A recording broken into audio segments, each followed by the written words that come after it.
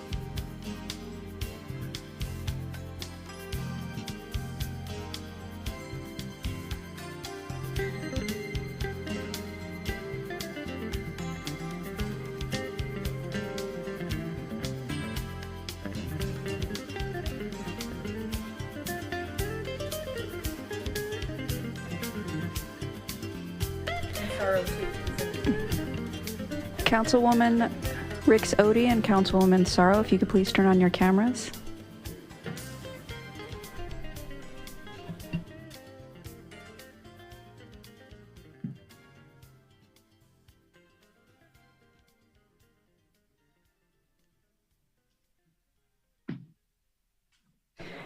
Thank you. We do need to see your lovely face for quorum purposes.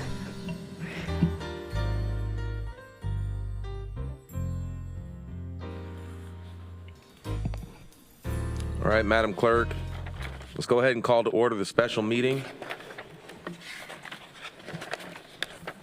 Councilwoman Zendejas. Present. Vice Mayor Allen. Present. Councilmember Duggan. Here. Councilman Supernaw. Here. Councilwoman Kerr. Here. Councilwoman Sorrow. Councilmember Uranga. Present. Councilman Austin. Here. Councilmember Rix Odie. Here. Mayor Richardson. I'm here. We have a quorum. Thank you. I'm going to ask Councilwoman Kerr to lead us in saluting our nation's flag. Yeah, I could ask if you could all join me in a moment of silence, please.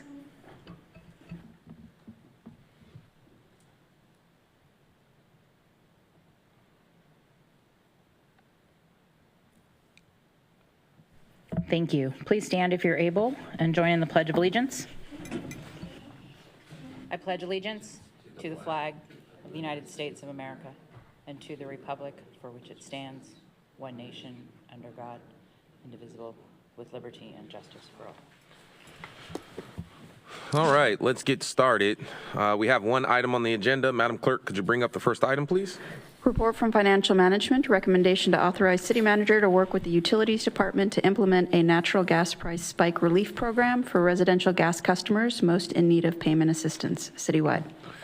Thank you. We called this special meeting tonight because we have a crisis as it relates to high natural gas bills here in Long Beach and across California. It skyrocketed to levels that we haven't seen in the last 20 years. And it's a short-term temporary spike, but impactful nonetheless. We know that families are struggling to make ends meet. Folks are still working to recover from the impacts of the COVID-19 pandemic. And so we certainly understand the situation that we're in. And we know that inflation has hit families hard as well. I was proud to see our Long Beach city team, our city manager, and our utilities department step up on day one with additional education and outreach, and we'll hear from them, and to also remind people of the programs that we already have in place. We've heard from many, residents, and folks will tell you, like, what's the highest bill you've seen? Oh, I've seen 400. I've seen 500. In some cases, folks have seen a tripling in their bill. And as a city, it's fortunate that we have our own local utility because we have a lot more local control over how we craft programs to meet the needs of our local community. And this is one of those moments that we should be fortunate that we have a local utility. We historically have had lower rates than other utilities. And in this moment, when other cities are going to third parties or other agencies that manage the utilities from them, we have a very short conversation because they're all within our organization. And that's what we're going to have tonight. I also want to just thank, before you hand it over to staff, I'm encouraged by the proposal that we have before us tonight to establish a financial assistance fund. And I'm glad that we have full participation from our city council tonight. Despite it being a short notice special meeting. So we know that time is of the essence, and so let's get on with it. I'll pass it on to City Manager Modica. Thank you very much, Mayor. And first of all, thank you so much for calling this special session. This really does show the urgency of which we're trying to act on this, to call everyone together and to have all of our council members here to be able to make a step forward on this. Last time we were in front of you, we had a presentation that was also put on very quickly so that we had a chance at this body to discuss the issue, debunk some of the myths that are out there, to provide the facts, and also really hear about what those solutions are that we have available to us, and we have a number of programs to help residents already. It was brought up at the dais. I believe Councilmember Austin asked a good question too about, well, what about our other sources where the gas fund is not benefiting, but are there other areas? And the answer to that is yes. The UUT is assessed on the entire bill, and so what we're doing tonight is something I think that is creative, and it gets money into the people who need it the most very quickly. And so tonight, what we're asking you to provide us direction on is to create a natural gas price spike relief program. Essentially, we will take any unexpected UUT, which is a utility user's tax on gas, and anything that is abnormal, that is being generated because of the gas spike, we basically will take and create a program in our utilities department for those who are most in need. We would really like to use an equity lens as we approach this. We know there's a lot of people who are not happy about higher gas bills, but those who are low income, those who are disabled, those who are, seniors on fixed income have really no options to pay this bill, and so they need the help the most. And so we tonight, you're not approving the actual program that falls to the utilities department, who will be calling a special meeting as well to create the specific details. We do have some of those guidance in front of you, and we expect it's going to be at least 1.5 million, but we are asking the council for some leeway to make those calculations so that as the amount, if it goes up, then we would put more into it. If it's a little bit less, it whatever is that increment goes in. I don't think it'll be less, and then we will true it up. And if we do our jobs right, we don't believe there will be a fiscal impact on the budget, but we'll be able to provide a large program that can really help those who need it the most. So I will turn it to our utilities department director, Chris Gardner, who can talk a little bit more about the next steps. Thank you. And first, I want to start by, on behalf of the Board of Utilities Commissioners, they wanted to thank the City Council for taking the time out and calling a special meeting on this topic. Obviously, this is something that has just completely taken over the gas utility right now, and so they're very appreciative of the council taking this action tonight. I want to start off with some good news. So we got the price of gas for the month of February. We just developed it within the last hour, and we're very glad to announce that our cost of gas, which is the line item on your bill that's causing the issue, has gone down 66% from January to February. And so the average single-family home in Long Beach should have either the lowest or equal to the lowest cost of bill in February in California. And so we're very proud of that, and we're going to be working harder and harder to bring that price even lower as the months go forward. Real quick, could you say that again? I think we need to drive that point home. Sure. So even though the price is still high, even though it's gone down 66%, bills are still going to be a little less than probably they were in December. But in Long Beach, we will have the lowest or near lowest gas utility bill for a single family home in the state of California in the month of February. So then what we're here to talk about tonight is the program itself. And so we're looking for some sense from the City Council on what they would like to be included in this. We're trying to craft it right now. We're working with the City Manager's Office. We're working with City Attorney's Office, Financial Management, and other departments, trying to come up with the most effective program that we can get relief to those in most need in the City of Long Beach. And so we're working on that. We don't have the details yet. We'll work on that, and we'll take it to our Board of Utilities Commissioners. We'll probably call a special meeting very soon to announce that once we work out the details. But we're excited to do this, and we can't wait to give some relief to those customers. That concludes my report. Thank you. Okay, so before we go to public comment, we'll take it behind the rail. I have a motion from Councilwoman Kerr, a second by Councilman Austin. Councilwoman Kerr, questions? Okay, let's do public comment now. Is there any member of the public here signed up to speak? Please come forward. We'll do in person, and then we'll do online. Hi. Hi. Can you hear me? We can hear you. Cool. Thank you for the opportunity to address you this evening. My name is Erin Hoops, and I'm a resident in District 2. I'm in support of helping people, but I believe that subsidizing gas bills is going about this the wrong way. As our society moves away from fossil fuels, these rate spikes are going to continue to be more and more common. Our solution can't be to subsidize natural gas. I understand that we're hurting now, but we need help getting out of the high price cycle rather than a patch until this happens again. An immediate action that will help those in need the most, while also moving us away from gas in the long run, would be to lower or eliminate fares on Long Beach Transit. Fares make up a small portion of LBT revenue, but this would make a significant difference for many of our most vulnerable populations, a significant overlap with those who would qualify for a subsidized gas policy. It's a lot easier to implement than subsidizing gas. I mean, we already charge for fares. We could stop charging for fares. And as transit becomes more and more economical, the more people use it. So this opportunity could improve things in multiple ways where people who need relief would get it, and people who might not ride transit may start, and it might help in multiple ways. So thank you. Thank you so much. Any additional public comment in-house? Okay, is there public comment online?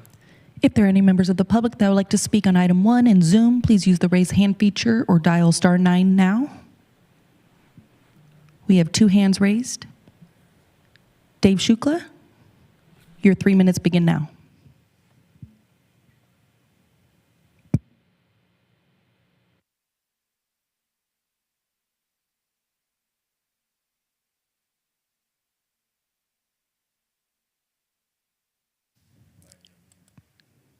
Dave Shukla, can you please unmute?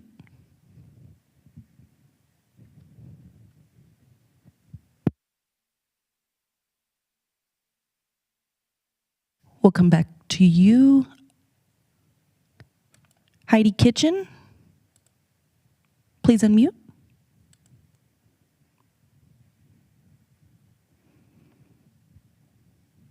Hi there. I'm actually on from my phone picking up my daughter. Can everyone hear me?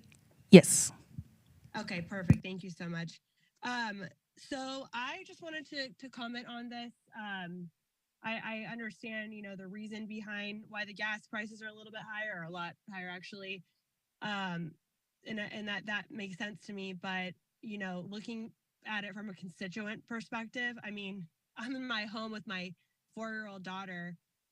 I work full time and everything. And it's like, I can literally see my breath in my home in the morning. And my little daughter, she's sick. I've been sick. She's going, "Mommy, I'm cold," and my gas bill is inching toward $500 per month. I mean, even if you were to make pretty decent income, that's just super unrealistic to pay that amount. And we've taken measures such as putting on multiple layers, a jacket. I'm even this morning wearing my UGG boots with long wool socks. I've got my daughter in dressed up too. We look like little Eskimos walking around our own home. Yeah, we can still see our breath. There's complete condensation on the windows. It's been like 30 degrees in the morning. You can hear it. I've got I've got a sick going on right now as we speak. It's just, it seems like really just an emergency at this point, right? Which I see that you guys know that, but we've got to find a solution here. We can't continue to charge constituents, like tax-paying citizens, this amount every month. It's just completely unreasonable. So that's my comment. And I've never been on one of these. I don't know what I'm allowed to say, but I'm going to ask Mr. Rex Richardson, are you timing your shower, sir? Is your heater on in your office and in your home? Are your kids warmed up? Because you've got to look from a taxpayer's perspective. I've got my senior mom at home in Long Beach, freezing, scared to turn her heater on because she can't afford the bill every month. You know what I mean? My little 4-year-old daughter's telling me, "Mommy, I'm cold," and I'm like scared my gas bill is going to be over $500. That's pathetic. We're talking about a hot shower. We're talking about drying clothes or heating your home when it's 35 degrees outside, right? This is basic human rights. So thank you. Our final speaker, Dave Shukla, please unmute.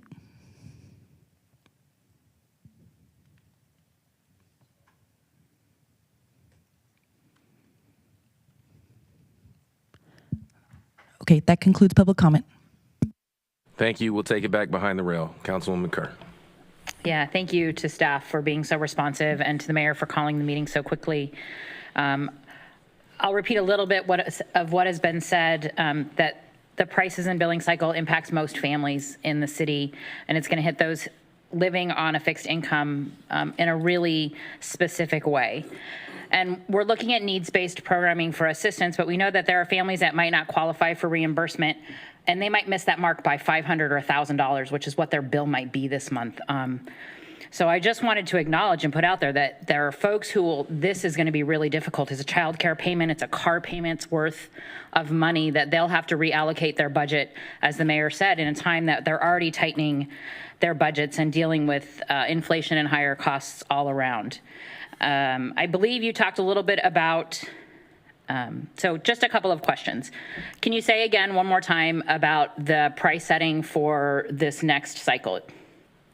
Certainly. So for the month of February, we just came out with the price today, and it's gone down 66% from where it was in January. And so what that does, it brings it back, the average bill in Long Beach for a single-family home should be less than it was back in December of this year. Great. Will there be, thank you for that. We know that as part of some of the assistance programs that there's payment plans options are available. Will those be available to customers who don't necessarily qualify, or can we look at the idea that some folks who don't necessarily qualify for the bigger assistance program might be able to spread their payment out, and how that works? We know we don't want anyone's gas being shut off, and we know that you don't do that for lack of paying a bill. So want to ask, as the team is crafting what this assistance program might look like, if they could think about potentially payment options for those who don't qualify for any assistance. And I think one more piece that's important to me is the senior program that you already do have, that assistance program. We know not everybody who qualifies for that program is currently taking advantage of that program, and wondering if we could do a 2-week window where we can allocate staff. I'm certainly willing to ask my staff to take some of their time away from other work to help, but maybe do 2 weeks of really intensive outreach to those who we believe may qualify for that program and help them sign up in the next 2 weeks. And let that be a retroactive potentially of this last bill, so they can look at the 20% discount, so they get a little bit of immediate relief. They'd also get the water credits that go along with that. So as their bill might not go down much, or it'll go down 66% next time, they're still going to have to work on stretching their budget out. So they would have savings in the long run if we can get them on the program. So I'm wondering if there's a way for the work to be done, if we can allocate staff for a couple of weeks, open up a window, get folks to sign up. I'm willing, again, to actively work on that. If you have people who can help my staff help sign people up, we're willing to do that, just as a way to have some immediate relief for our seniors who might be most impacted. If I can touch on a couple things there. One, the good news is we have done extensive outreach, and we have to do a lot more, and my board is really pushing that as well, because we have probably about a little over 5,000 seniors, low-income seniors signed up for the program as we speak. We have processed about 500 additional applications in the past week, so the word is getting out there quickly, but we have to do a better job on that, so we agree with that 100%. And I appreciate you bringing up the point that it's not just a segment of the population that can take advantage of the extended payment plans. That's open to every single customer. And so right now our call center is inundated with phone calls, as you can imagine. People are, I'm sure, getting frustrated because there's long waits and they may hang up. I asked them to be patient. We are not, as you said, we're not shutting anybody off for non-payment. We're not charging late fees. So we will take your time. We will work with you. You talked about the 2-week window. We'll probably extend it much farther than that. I also have with me Tony Foster, and he can explain some of the payment assistance programs that we have. Thank you, and good evening. So to your point related to the programs which are not necessarily income related, several programs are income based to target and focus on income disadvantaged folks in our community. But several of our programs are open to anyone. So Chris mentioned the payment plans. We have really increased the number of folks on payment plans. We're actively promoting that plan. And we have extended, I mean, we can go up to 36 months, 3 years for some folks if needed to catch up on their arrearages or cover this high gas bill that we're facing currently.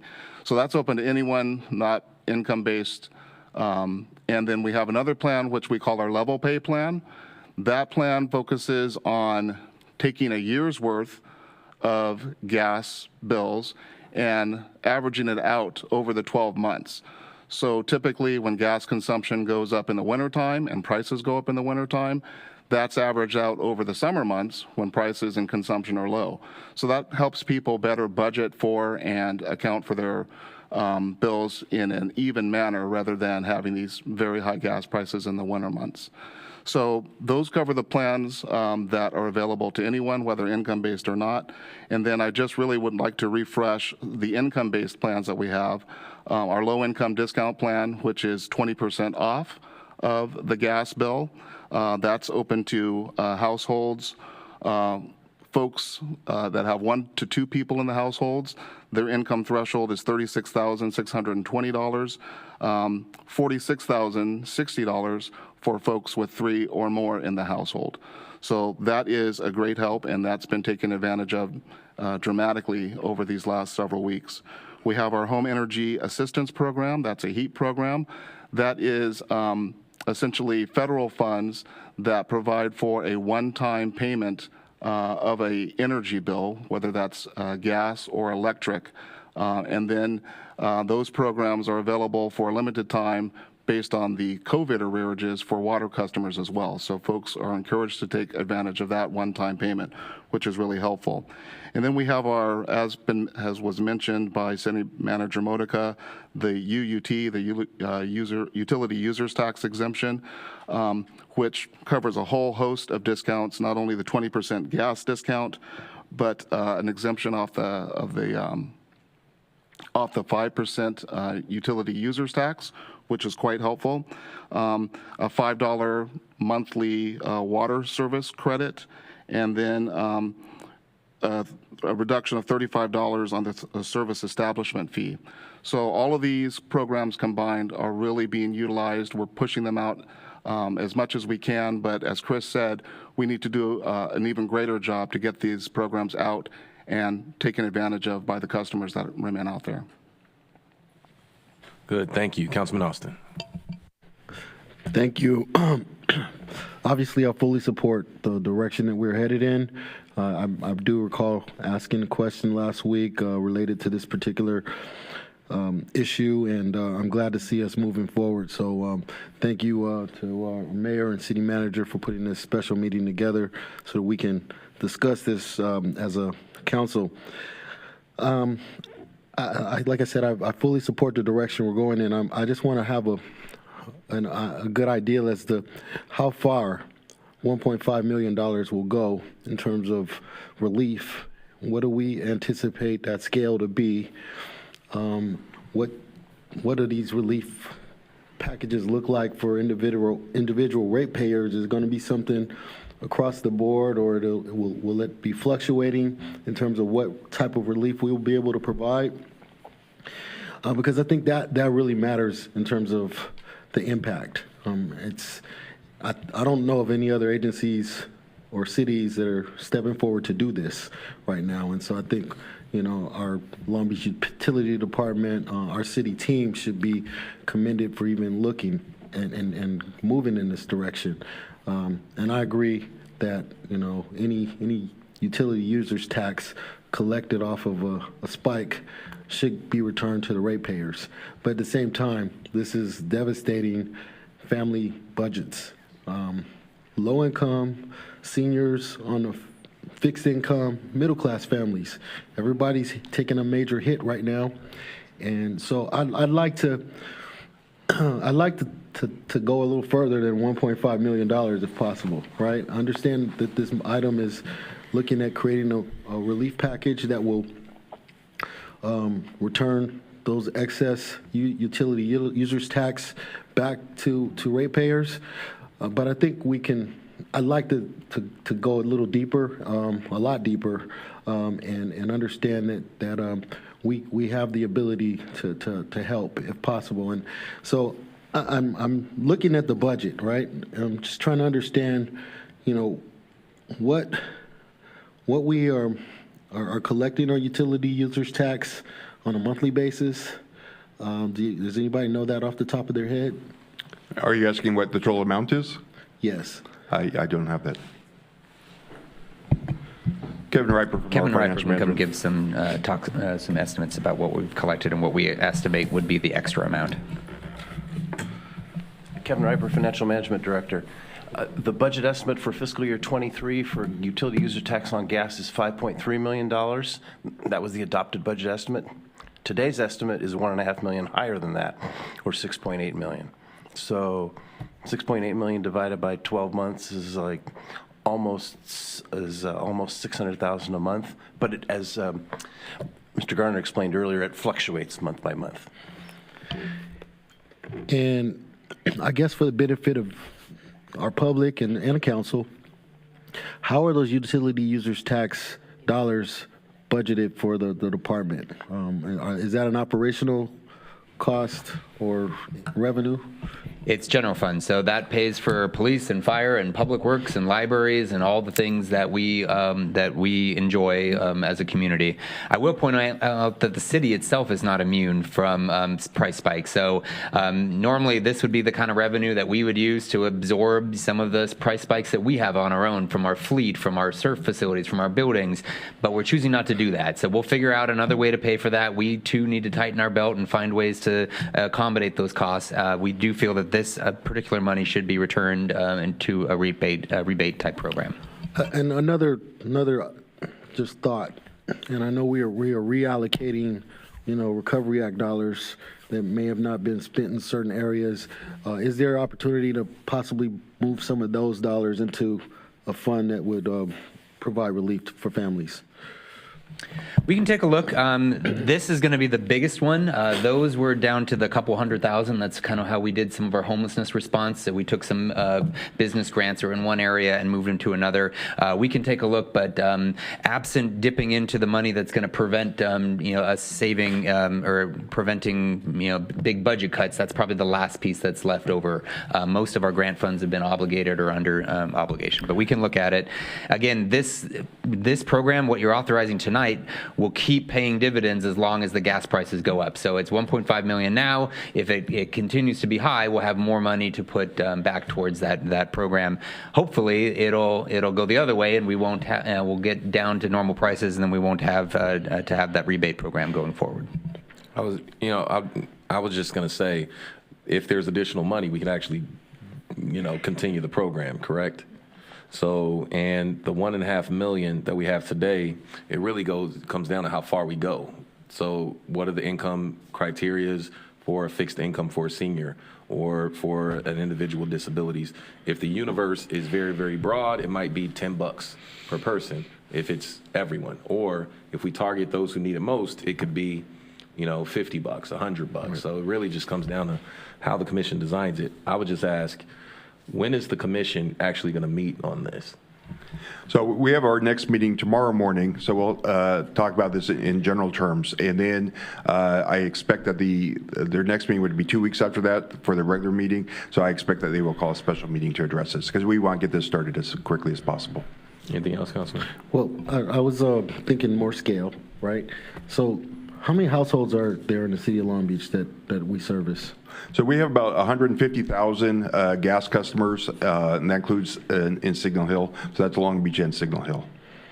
So if we gave every household $150 relief, or if we gave $150, made that the threshold, we were able to hit 10,000 households in the city.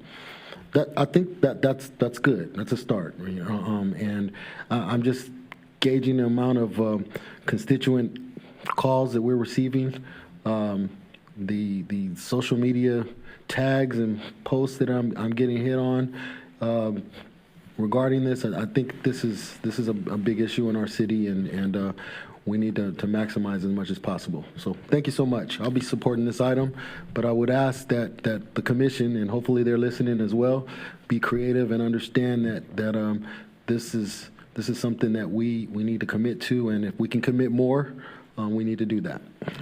Thank you. I think all of that is right. Members who are virtual, if you could raise your hand if you would like to speak so I can recognize you.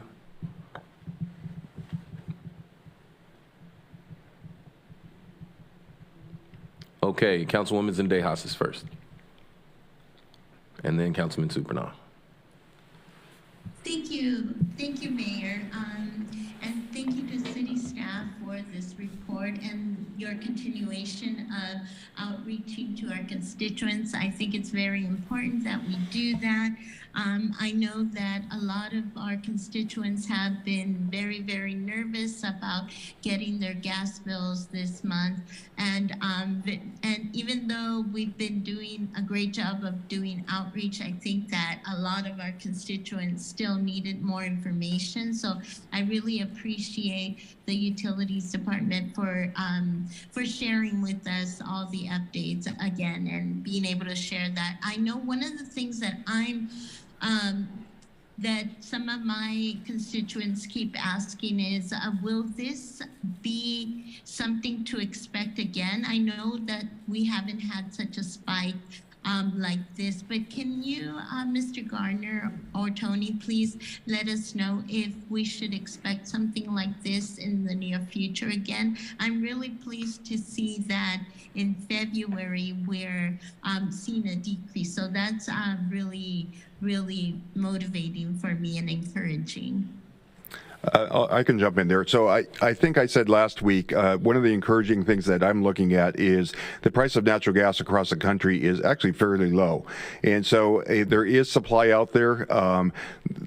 California is on the end of the pipeline system, and so we are very vulnerable to disruptions in the market. And so there are situations like that happen in January. But that's very unusual. We have never had any price like that in California. So we reached the price at the first of the month in January at the market was about $47 or $50, and the highest price we had ever passed through customers was back in 2001, and that was more along the lines of around $16. And so this was a magnitude that we had never seen before.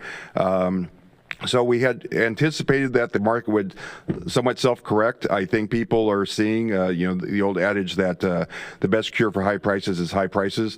People are seeing these gas bills, and they are taking steps to conserve, and that impacts the market prices. And I think you're seeing that for the month of February, the prices really dropped. So I do not anticipate these prices. That's not to say that they can't happen again. We're always still vulnerable. We're encouraging customers to continue to conserve, because even with the price of gas going down by 66% in January, the price is still high. And so we want you to have the lowest gas bill possible. So please conserve. Thank you. Thank you very much for that. I think that that's very important for our residents to hear. Also wanted to let you know that just like Councilmember Kerr, if there's anything my office, my staff can do in helping out to outreach to those that might qualify for this program, please do count with our support. And I thank the commission and everybody who's going to be taking a really close look at this. I really appreciate you, and I really would ask you to please consider making sure that we find all types of ways that we can help our constituents and all types of ways that we can outreach to them. I think it's going to be very important. So thank you. Thank you. Thank you. Councilman Supernaw. Thank you. Considering public comment is not a Q&A session, I would like to ask a question on behalf of Heidi Kitchen, who spoke about her 4-year-old daughter and herself being cold in the house. I can relate. I have a 4-year-old granddaughter. So I'd like to ask either Chris Garner or Tony Foster, can you let us know what is the first step Heidi should take? Maybe in lieu of calling the line and being on hold for a long time, is there a step she can take, initial step, via email or log onto a site, so she can get the process started to get relief on her bills?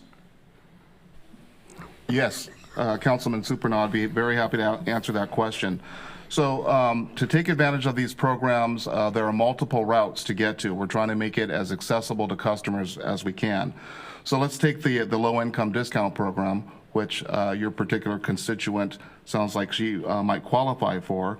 The applications are online in both English and Spanish. And you can also pick them up at City Hall in the lobby area. You can pick them up at the gas department in our lobby area. You can call a customer call center rep, and that rep can mail that application out to you. You can submit that application via mail. You can drop it off. We're also going to make these applications available at city community centers, the Neighborhood Resource Center at 425 Atlantic. So we're just trying to make it as accessible as possible. You can even fill out an online application, not only download it, but complete it online and submit it that way. So many of our applications, the UUT application is just like that. And the UUT application is available to low-income seniors and low-income disabled customers, and they can complete the application in that same manner. So if there's any question at all, the customer call center reps are always available. As mentioned earlier, they are busy doing the same as we speak, but they're happy to help and can provide customers direction on the best and most productive way to receive these applications and submit them. Okay, thank you for that response. And just to clarify, they could stop by the gas department, and that would be near Spring and Juanapero in the 5th Council District? Yes, that is correct. 2400 East Spring Street is the address. Okay, thank you.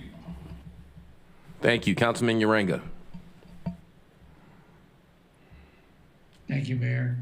Procedurally, from point of application to point of receiving any funds and qualifying, what's the approximate wait time?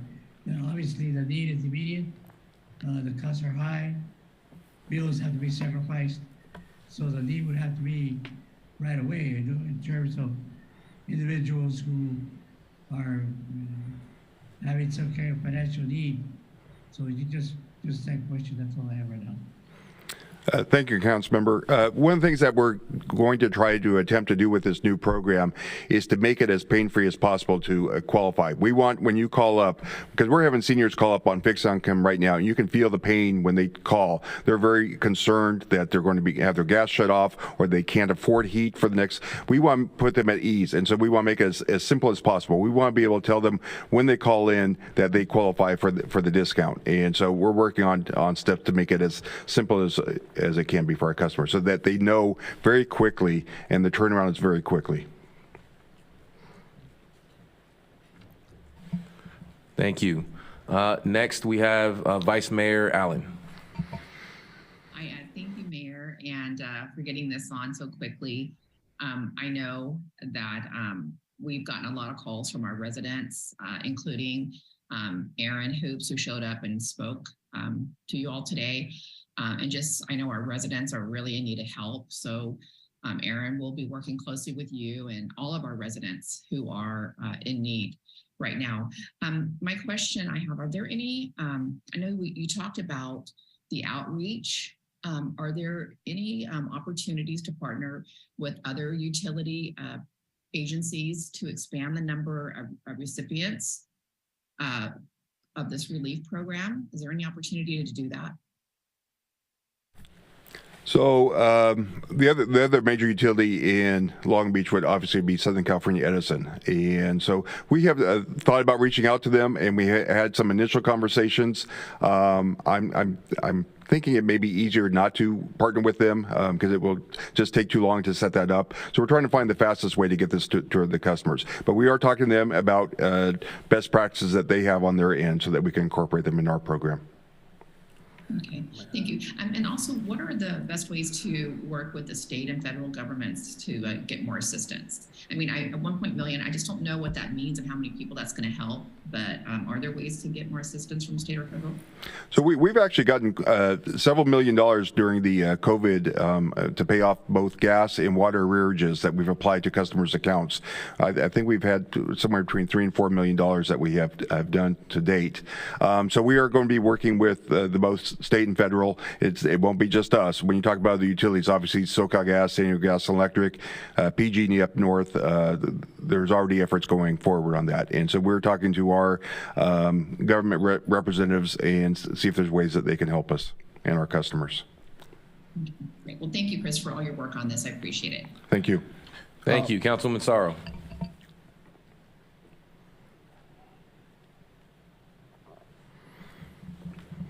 Councilman Sorrow, I think you might be muted. Sorry. There you go. Thank you for your patience with my technical difficulties today. I really appreciate having this special meeting today about the high costs of the gas prices, and really appreciate all the questions and comments from my colleagues. I have a question that's really about how are we ensuring that we're working maybe with some of these home energy assistance program partners that, like Long Beach CAP and any other that provides assistance in language. We want to make sure that we're providing information and education about this new program as quickly as possible. How are you working with existing program partners to ensure that we have a list of nonprofits that we can refer people in case they need assistance in different languages? Thank you. Yes, Councilmember Sorrow, I'm very happy to answer that question. So you mentioned the Home Energy Assistance Program. This is a federally funded program, so we're taking advantage of those funds. And the community partner, as you mentioned, is the Long Beach Community Action Partnership. So that's Long Beach CAP. They're located at 117 West Victoria Street in Long Beach. The number is 888-351-4061. And they are administering these funds, and the application can be obtained from them and processed by them. So that's an example of how to get in touch with that partner for those federal funds. Are there any other partners though that does do it in like, for example, Khmer and Tagalog, or would we rely on city staff to help us with those interpretation or education in those language? At this time, the translators are available to help customers access those programs. Okay, thank you. I'd like to, recommend that we find as many nonprofit partners who do work with, if it's Long Beach CAP or others, so that they're ready and available to provide assistance in language and know what's happening as well. And I just want to make sure that we're not forgetting our communities who may not be able to access things as quickly as possible due to the language barriers. So thank you so much. I hope that will be taken into consideration as we're getting this new program in order. Thank you. Thank you. Councilwoman Ricks Odie, and then Christina Duggan. I just wanted to, I know we were talking about the different types of programs that the city already offers, or utility already offers. The one I didn't mention, and maybe I missed it, was talking about the medical baseline program. And I know we discussed, whenever you have high prices, people tend to conserve, but I do want to lift up the fact that folks that are on a medical baseline don't have the ability to do that, right? Because they have medical equipment that's going to need the use of gas. And, oftentimes, depending on your condition, you may need the temperature set at a particular level, right? So those folks aren't able to conserve even when the prices go high. And so I just want to lift that up as we're considering this program and making sure that we're having special consideration for folks that aren't able to conserve and are now, depending on their medical condition, now facing these types of high prices. And so that was one thing. And then the second part was, and I may have mentioned this before in a previous meeting, but whenever I go to the website, I know on the side, there's, talking about like additional programs. There's a button that you can go to look at the different options for assistance. I always ask like if we could move that to underneath where people say pay your bill. So it's very clear where you access those programs and where you can look them up on the website. So that way we make sure we don't have people kind of hunting around for access to the different programs that are for financial assistance. So we make it just as accessible as possible for residents. Yes, we are actually looking at redoing our complete website, and so we will take that into consideration. Thank you. Thank you. Councilmember Duggan.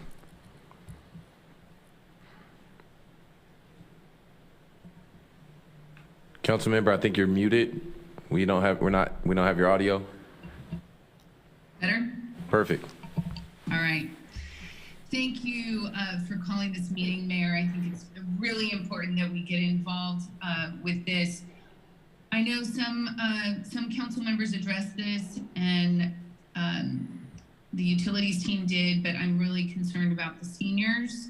So I'm glad that we have opportunities to share this information with them, and there's opportunity for them to not have to use the internet or a computer. We know that that is difficult sometimes for seniors. So my only concern is, and this is a tough one, if they fill out, they have to get the application and they have to return it. So I'm just glad that we are pulling this program together, and I'm sure that the commission will put something together remembering the seniors. We will do so. Thank you. Thank you. Councilwoman Zanejas. Your hand is still up. Were you queued up a second time? Yes. Okay, go for it. Thank you. Just really quickly, I wanted to ask if those residents who are undocumented will be considered for this program. Yes, absolutely.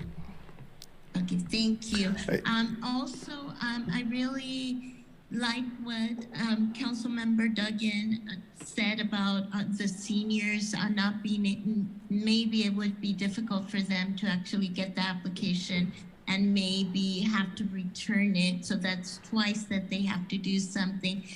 What I would recommend is to see if maybe that you would consider maybe having outreach workers out in maybe the senior buildings, and maybe having like a day where they go and they sign up people for these programs. That would be really, really helpful. So if you could please consider that.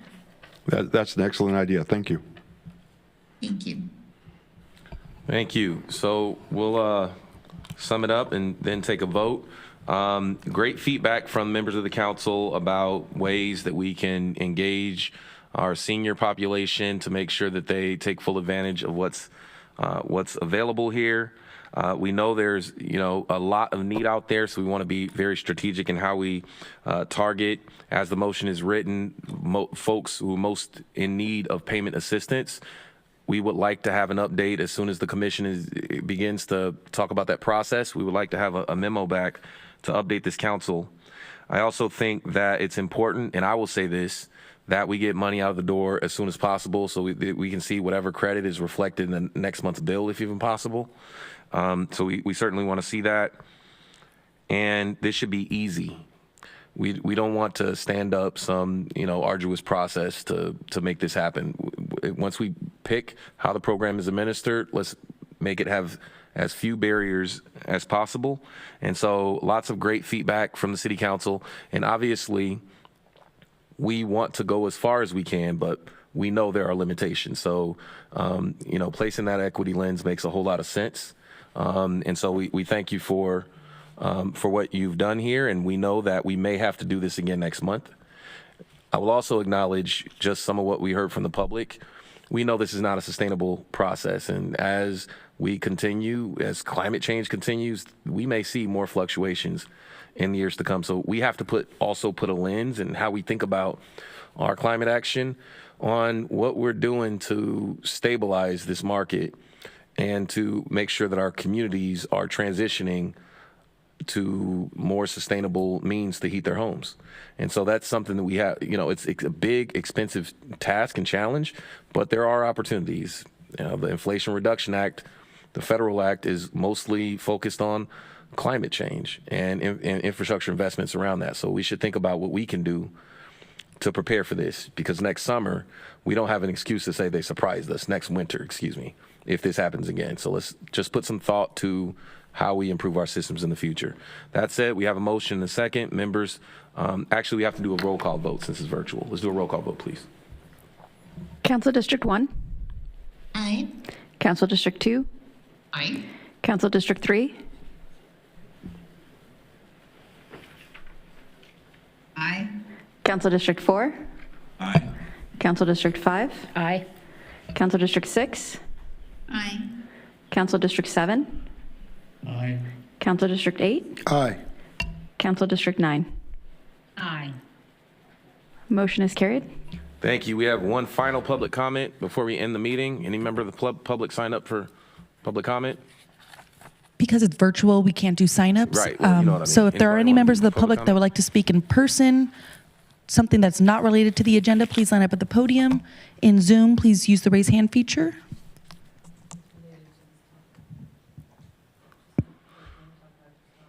It's technically issues not related, but what I can do is make sure that someone can take your concern afterward, if that's okay. Certainly, we will do. One member of the public in Zoom, Dave Shukla. Please unmute. Hello, can you hear me? Yes, we can. Please begin. Wonderful. Thank you all. Thank you, Mr. Mayor and City Council members for coming in on your day off, week off rather. Appreciate the Utilities Department for conceiving this program. I'm not going to speak to it. That was a previous agenda item. But the thing that I had signed up for and that I wanted to speak on, and I wrote a bit about this earlier this afternoon, is the specific issue of market manipulation with the wholesale gas price. What SoCal Edison buys it from Sempra for. There have been calls to the CPUC, including by the LA County Board of Supervisors, to investigate market manipulation of natural gas prices. And if you even look today at the wholesale natural gas spot price, which you can find from the Energy Information Agency, the only prices that are going up are in the Western states. Now that may be structural, it may be something else. But as a number of consumer advocates, such as the Utility Reform Network and Consumer Watchdog, have already written to the CPUC, it's more than likely that just like with the oil prices over the past 16 months or so, Californians have been especially gouged by energy prices. And if there are any efforts to support calls to have these potential events be investigated by the CPUC, by the California Public Utilities Commission, I would very much strongly recommend and appreciate that the City Council consider supporting and signing on to them. Thank you. Thank you. Is that it online? That concludes public comment in Zoom. Since he spoke to the issue on the agenda, I think it's only fair that you're able to speak to the topic on the agenda. Do I have to press? I haven't done this before, so I press the green. Already on. Yeah, it's already on. Great. Okay. Just Thank fire you. away. I do want to address the fact Ms. Kerr brought up a little bit. We're seniors. We're not destitute, but we are deciding between eating and heating. So I think I've lived in Long Beach my entire life. I've put in the system in the city for decades. I've contributed community services. I've done a lot for the city. And to be taken by surprise, and mine started last December, my bill was $300, $400. And then last March 22, it was $500. So this isn't new, and I'm just surprised that you seem to be taken so by surprise and that you aren't proactive versus reactive. And now months down the road when people are struggling, you decide now's the time to get a program in place for those that are borderline and not destitute or can afford their bill. And that's all I'm gonna say is you're irresponsible. I'm really disappointed this time in the city and how they've managed this. So thank you. Thank you. So that satisfies public comment. The special meeting is adjourned. Thank you.